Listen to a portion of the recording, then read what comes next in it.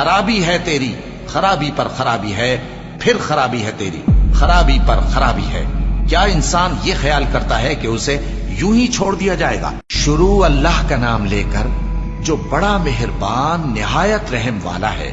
میں روز قیامت کی قسم کھاتا ہوں اور نفس لوامہ کی قسم کھاتا ہوں کہ سب لوگ اٹھا کر کھڑے کیے جائیں گے۔ کیا انسان یہ خیال کرتا ہے کہ ہم اس کی بکھری ہوئی ہڈیاں اکٹھی نہیں کریں گے؟ ضرور کریں گے، اور ہم اس بات پر قادر ہیں کہ اس کی پور پور درست کر دیں۔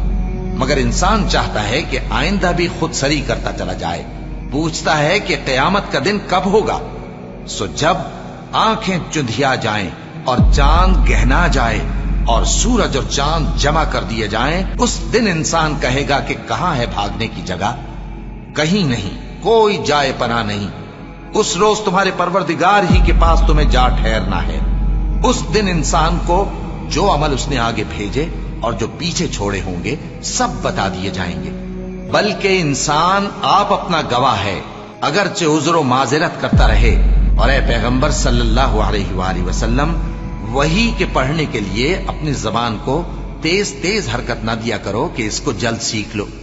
اس کا جمع کرنا اور پڑھانا ہمارے ذمے ہے۔ سو جب ہم اسے پڑھا کریں تو تم اس کو سنا کرو اور پھر اسی طرح پڑھا کرو۔ پھر اس کے معانی کا بیان بھی ہمارے ذمے ہے۔ مگر لوگو، تم دنیا کو دوست رکھتے ہو اور آخرت کو چھوڑے دیتے ہو۔